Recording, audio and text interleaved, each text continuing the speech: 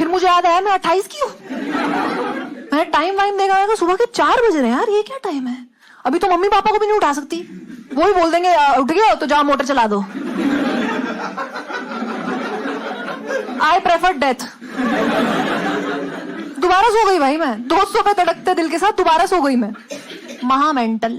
3 घंटे इतनी तेज मेरा हार्ट बीट कर रहा था कि मेरी बॉडी शिवर करने लग गई। और जब मैं दोबारा उठी तो आई कुडंट इवन स्पीक, मैं हाफ फ्री थी। जैसे तैसे मैं रूम के बाहर निकली, मैंने मम्मी को देखा, मैंने उन्हें आवाज मारी, मम्मी। मेरी माँ ने मुझे साइड किया, कह रही कौन है अंदर? कौन है अंदर? बाहर निकलो। इन्हें लग रहा है मैं सुबह 8 बजे मचा रही हूँ। वो तो मेरे पापा ने देख लिया, मुझे दिल थामे खड़ी है ये, फटाफट मुझे गाड़ी में बिठा के इमरजेंसी में लेके गए हॉस्पिटल। वहां जाके एकदम ही क्योस मचा हुआ, हमें कुछ पता ही नहीं था कि हुआ क्या है मेरे साथ। डॉक्टर्स आए, उन्होंने ईसीजी वगैरह किया, इंजेक्शन देके मेरी हार्ट बीट किसी तरह नॉर्मल करी। हम बहुत डर गए। And finally doctor explain to my mother कि मैम इनके दिल में एक डिफॉल्ट प्रॉब्लम है, उसे PSVT कहते हैं। तो मेरी मम्मी कह रही कि नहीं नहीं डॉक्टर साहब, इसे तो LGBT है। तो डॉक्टर कह रहे नहीं नहीं मैम, वो दूसरी बीमारी होती है। तो पापा साइड ले गए कि सर क्या मतलब, हाउ रिस्की इज दिस, बच्चे को हार्ट अटैक भी आ सकता है क्या? तो डॉक्टर कह रहे नहीं नहीं सर, सब कुछ हार्ट अटैक नहीं होता, लेकिन गांड रोज फटेगी, क्योंकि अब ये कभी भी कहीं भी हो सकता है।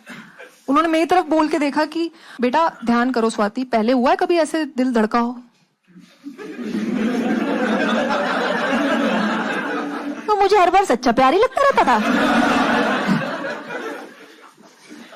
तो हमने सोल्यूशन पूछा, वो कह रहे नहीं नहीं आपके लाइफस्टाइल पे तो मैं मेडिसिन भी रेकमेंड नहीं करूंगा, एक प्रोसीजर होता है एब्लेशन का, आप वो करा लीजिए। हमने पूछा कि उसमें क्या कैसे? कह रहे हैं वो जो एक्स्ट्रा ट्रैक्स है ना, उन्हें लोकेट करके हम जला देंगे। तो पापा ने कहा नहीं करवाते तो कुछ कॉम्प्लिकेशन आएगी क्या सर? कह रहे हैं बिल्कुल, कल को प्रेगनेंसी में कॉम्प्लिकेशन आ सकती है। तो खूब तेज किया से मेरे पापा कि हाँ डॉक्टर साहब, इसकी कॉम्प्लिकेशन में प्रेगनेंसी नहीं आ सकती, इसे बच्चे के बाप ही नहीं पसंद। तो मैं तो डर गई भाई, मैं कहा चलो यहाँ से, मैं नहीं सुबह सुबह अपने सीने में आग लगवा रही। वापस आए हम घर में, बहुत घबराई हुई थी कि क्या हो गया मेरे साथ। मेरी तो रातों की नींद उड़ गई भाई, मैं रात भर सो नहीं पाती थी। मुझे ऐसे डर लगने लग गया कि कोई मुझे मारना चाहता है जान से। मुझे ऐसा लगता था कि पर्दे के पीछे ना कोई खड़ा हुआ चाकू लेके, वो मुझे मार के मेरे सारे वेप ले जाएगा। मेरे पेरेंट्स बहुत घबरा गए मेरे लिए कि ये तो सोती ही नहीं है। फाइनली उन्होंने मुझे जेनरसली ऑफर किया कि बेटा तुम मम्मी पापा के साथ मम्मी पापा के रूम में सो जाओ। हर ऑफर की एक उम्र होती है। मैं 28 की थी, पता नहीं क्यों हाँ कर दी मैंने। अब हम तीनों नहीं सो पा रहे। मुझे नहीं पता था ये रात भर ये कपल बकचोदी करता है। रैंडमली रातों को मेरे पापा 2:30 बजे उठ जाते थे, ऐसे खिड़की के बाहर जाके पर्दा हटा के देख रहे कि ओ आज रात तो बहुत रात है।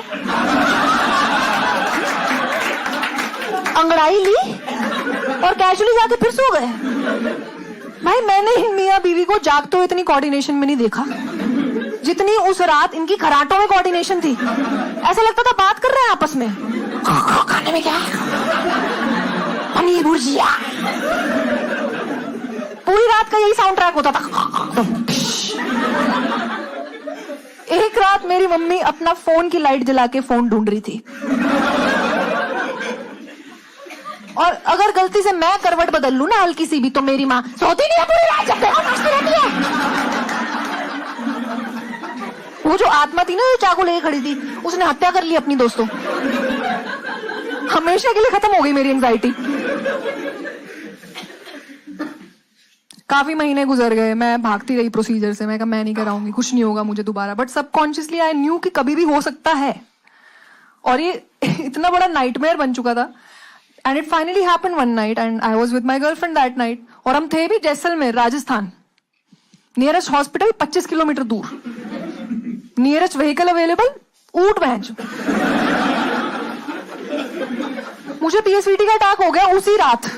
मेरी गर्लफ्रेंड की फटी हुई थी, पर उसने मुझे पता नहीं लगने दिया। मुझे कह रही है I got this, don't worry, पास में एक हॉस्पिटल है, मैं लेके जाऊंगी। वैसे थे दैट्स माय गर्ल। लेके गई मुझे मैटरनिटी हॉस्पिटल। वहां जाके लड़ रही है कि ऐसे कैसे यहाँ दिल का डॉक्टर नहीं है। मैं ही सॉरी बोल रही हूँ कि नहीं नहीं बेबी मेरी गलती है, मैंने अचानक से इमरजेंसी कर दी।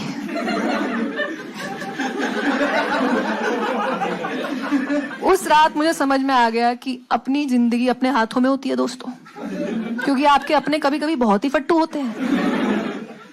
आई came back to Delhi, I finally met very senior cardiologist in Delhi. Finally उनके साथ ऑपरेशन की डेट फिक्स कर ली। मार्च 2025 की ही बात है।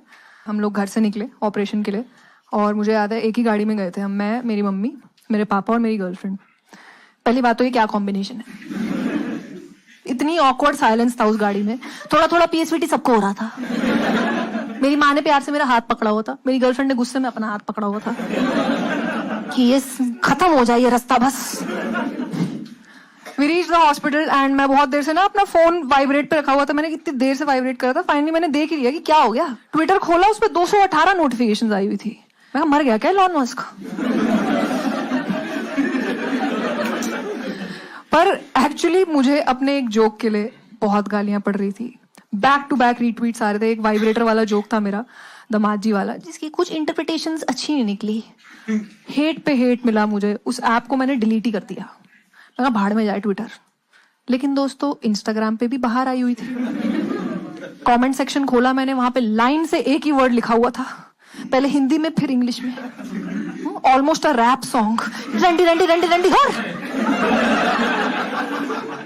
3-4 लोगों ने तो गुरलीन पन्नू को टैग किया हुआ था। मैं तो लाइक कर दिया।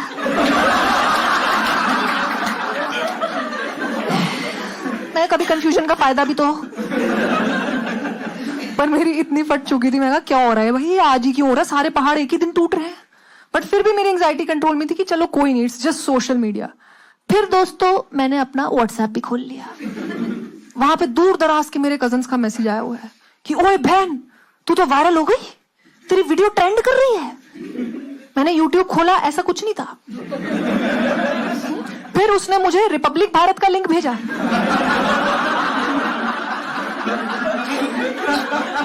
मेन स्ट्रीम मीडिया पे मेरी न्यूज चल रही थी। मैंने लिंक क्लिक किया, बड़ा बड़ा लिखा हुआ आ गया, शर्म करो स्वाति सचदेवा। मैं कहा ये तो पक्का मम्मी ने लिखवाई है।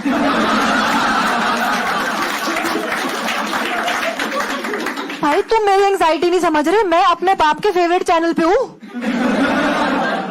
मेरी इतनी ज्यादा फट गई, मैं कहा यार अगर ये गलती से भी पापा ने देख ली न्यूज, मुझे ऑपरेशन के पैसे नहीं देंगे। मैं कैसे तैसे पापा को रिसेप्शन पे लेके गई। मैं कहा पापा वो फॉर्मेलिटीज पूरी कर दो, अभी सारे फॉर्म भर दो। कह रहे हाँ मैं भर रहा हूँ, अभी 50% पे कर रहे हैं, 50%। मैं कह नहीं पापा अभी करो 100%, बेल भी करानी है। एक तो रिसेप्शन पे हॉस्पिटल की पता नहीं क्यों न्यूज ही चल रही होती है। यहाँ पापा फॉर्म भर रहे हैं, मैं न्यूज देख रही हूँ, रिसेप्शनिस्ट मुझे देख रहा है। आपको कौन देखा?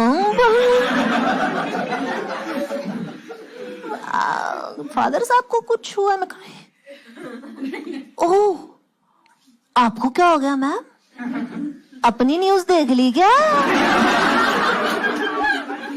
भाई इतना बकचोद स्टाफ, बकचोद स्टाफ था भाई। मुझे याद है जब मैं एडमिट हुई, वो लोग ना मुझे ऐसे वो रेडी में बिठा के लेके जाते हैं ना, रेडी की तरह ही चला रहे थे वो। मैं नाम नहीं लेना चाहती हॉस्पिटल का, पर मतलब मैक्स बकचोदी चलती है वहां।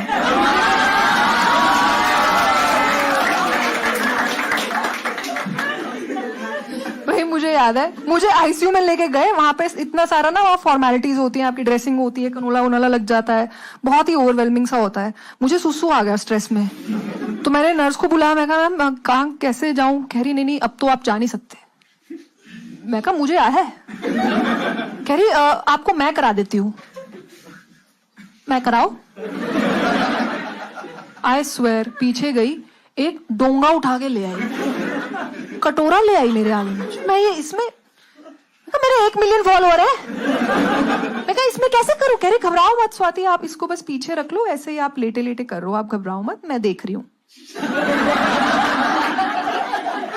को वही प्रॉब्लम है, आप क्यों देख? कह रहे नहीं आप शर्माओ मत मैम, हमारा तो रोज का ही, हम तो रोज देखते हैं। मैं कहा तो एक दिन एक शो मिस कर दो आप मेरा दिन देख रहे हो सो फार। मेरा हार्ट ऑपरेशन है आधे घंटे में, मैं रिपब्लिक भारत पे हूँ और डोंगे में मूत चुकी हूँ। अब तक निडर हो गई थी दोस्तों। मैं कहती भगवान और कुछ भी है तो भेज दो मेरी तरफ। भेज दिया भगवान ने। जूनियर डॉक्टर्स की टीम आई, वो ना आपको ऐसे समझाने आते हैं प्रोसीजर से पहले। मुझे बोल रही है कि आप घबराना मत स्वाति, अगर आपको अनकंफर्टेबल फील हो ना प्रोसीजर में तो आप पेन बोल देना, तो हमारे जो डॉक्टर हैं वो एड्रेस कर देंगे। मैं कहा मैंने क्या बोलना है मैम, मैं वैसे भी बेहोश हूँ, इट्स ऑल राइट। कह रही स्वाति ये प्रोसीजर होश में होना है। मैम शायद आपको कंफ्यूजन हो रही है, ये मतलब। कह रही Swati I am the doctor, आपको कंफ्यूजन हो रही है। मैं कहा मैम प्लीज बेहोश कर दो, मैम प्लीज बेहोश। कह रही स्वाति यहाँ कोई नेगोशिएशन नहीं पॉसिबल है। नर्स डोंगा ले आओ।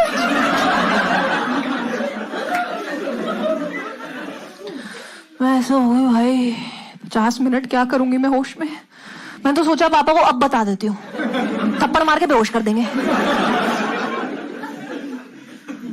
मैं एक्चुअली चाहती थी कि मेरे पापा को न्यूज ना देखनी पड़ जाए यार, at least that will be so hurtful. कम से कम अपने मुंह से तो बताऊं मैं। And I was already like ready to be taken to the operation theatre. कुछ मौका नहीं था मेरे पास। मुझे याद है जैसे ही मुझे लेके जाने लगे ओटी में, मेरी फैमिली मुझसे मिलने आई, मुझे हक वक कर रही है, ऑल द बेस्ट बोल रही है। पर मेरी गर्लफ्रेंड को लगा कि अरे ये तो 50 मिनट के लिए जा रही है, क्यों ना इसे एक टॉपिक दे दूं सोचने का। मुझे आके कह रही है जल्दी वापस आई हो। मैं कहा मैं सुट्टा मारने नहीं जा रही। कह रही यार मैं नहीं बैठ सकती इतनी देर अकेले तेरी मम्मी के साथ। मैं क्या कह दिया मम्मी ने? आंटी कह रही है कि हॉस्पिटल आया तो अपना भी इलाज करा लो।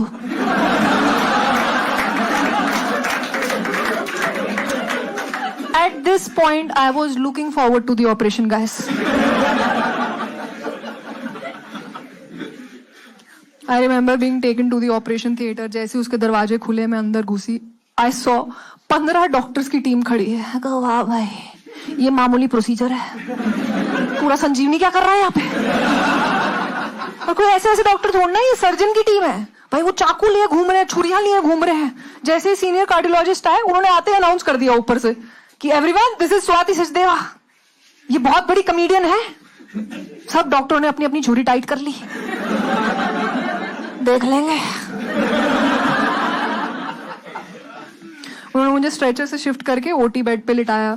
सारा उन्होंने ऐसे मशीनें चालू कर दी, मेरी आईज कवर कर दी एक मॉनिटर से, और मुझे सिर्फ साइड आई से दिख रहा था कि ऑपरेशन हैज बिगन।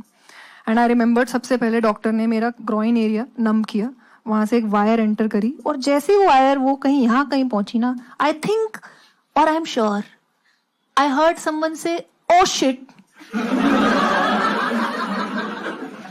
भाई मेरा तो रिकॉर्डर चालू हो गया।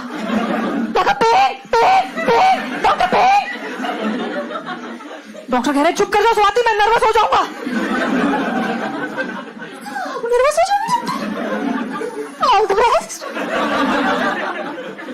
आप मेरी लाचारी देख रहे हो। 50 मिनट सिर्फ रोने के अलावा और कोई ऑप्शन नहीं था मेरे पास।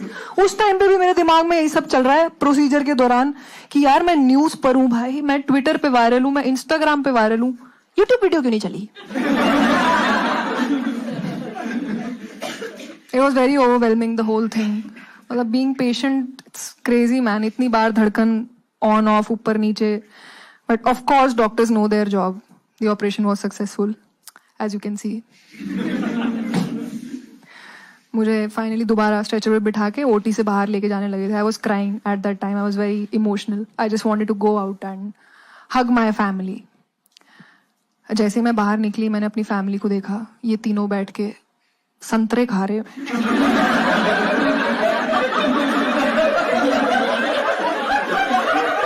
मुझे देख के शर्म आई तो गिटक निकाली, उठ आ गए बेटा।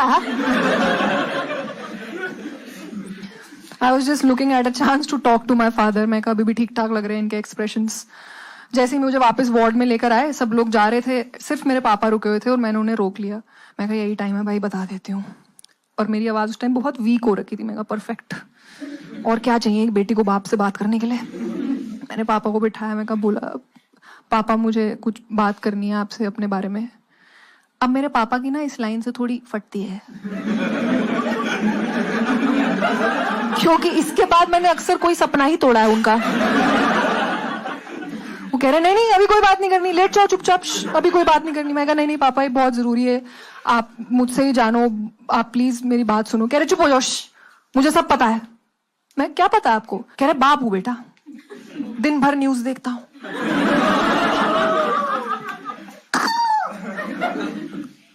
पापा मेरी शादी करा दो, जिस मर्जी से करा दो, पेड़ से करा दो। मैं कहा आप गुस्सा हो तो प्लीज मुझसे बात करो, आप प्लीज अपने इमोशंस छुपाओ मत। कह रहे मुझे कोई बात नहीं करनी, तुम रेस्ट करो, इतना हैवी प्रोसीजर हुआ है तुम्हारा, लेट जाओ लेट जाओ। मुझे ना ऐसे लिटा के मेरे पे कंबल रख के ऐसे पुचकार के मेरा सर प्यार करके मुझे बाहर जाने लगे। मैं थी वाह यार, जब मेरा बाप मेरे साथ है तो ऐसी तैसी कराए दुनिया। जाते हुए पापा पीछे मुड़ के बोले बाकी बात घर जाके करते हैं।